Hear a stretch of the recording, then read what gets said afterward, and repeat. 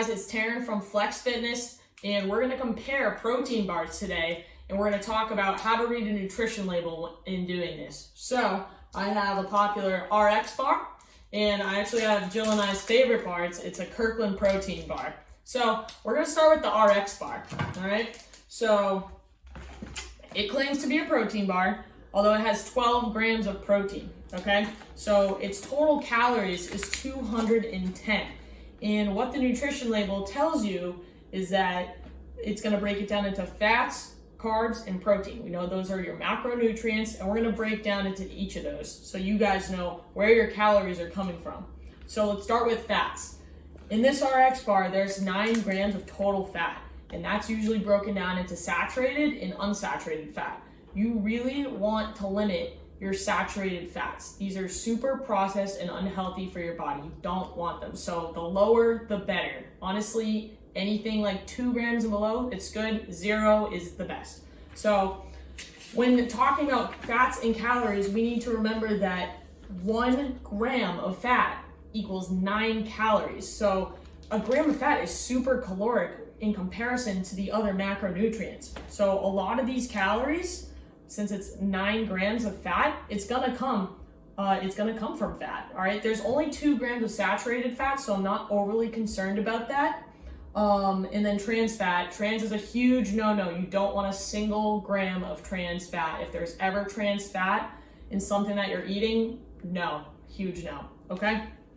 Let's move on to carbs, because we know carbs, we blame them for making us gain weight, and I don't like that, but let's talk about what is comprised of carbs. So in this RX bar, there's 23 grams of carbs, and then it breaks it down into dietary fiber, total sugars, and added sugars. All right, so when we're talking about carbs and calories, we have to remember that 1 gram is 4 calories. All right, so it's not as caloric as fats, which makes you able to eat more carbs than fats throughout the day. But let's break it down. So like I said, 23 grams of total carbs. There's 5 grams of dietary fiber. That's pretty good, honestly. Dietary fiber, the more the better. You need about in your mid-20s for males and females, so this is a good source of fiber. Total sugars is 13 grams.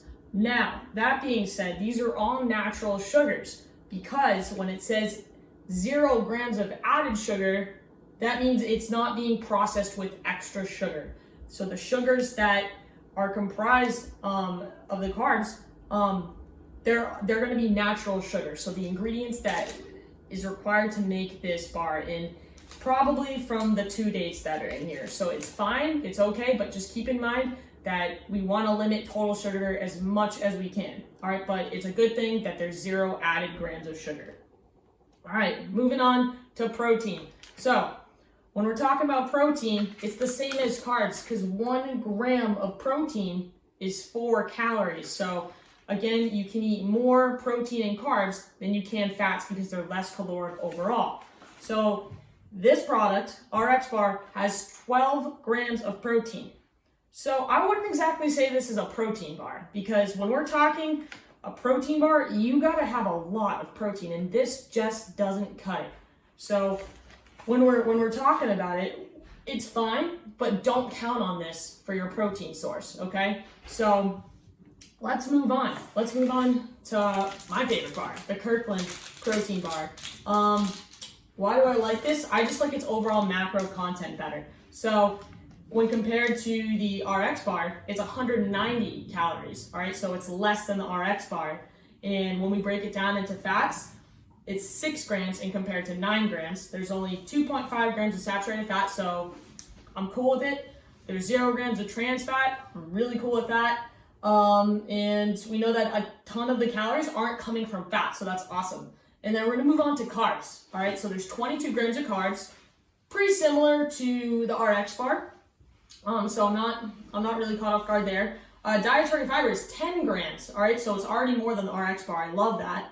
And unfortunately, it does have 2 grams of added sugars. 2 grams, it's not gonna make or break you. I'm okay with it. And then something that this has is the sugar alcohol. So this one is erythritol. Anything ending in etol is usually considered sugar alcohol. We want to try to limit them as much as possible. People usually complain of bloating or any sort of gas, just because it's hard to absorb in the large intestine. So this has 2 grams of sugar alcohols. It's not that much. It's okay. I'm cool with it. And lastly, we'll hit protein. So again, this had 12 grams, all right? I don't consider it a protein bar, but this one has 21 grams. That's what I'm talking about. We consider this a protein bar. That's a huge amount of protein to keep you in a muscle building state when you're trying to snack. So, you know, Jill and I, we choose this. Usually I have one a day. And it's a good macronutrient bar. It has fats, carbs, and a lot amount of protein. So this is why I would choose this over this, but I'm not saying this is a bad brand. I have eaten these before, and I like the way they taste, but I'm not counting it as a protein bar. All right, guys, I hope that helped you understand how to read a nutrition label. If you have any questions, just please drop a comment below and subscribe to Flex Fitness. We'll see you guys next time.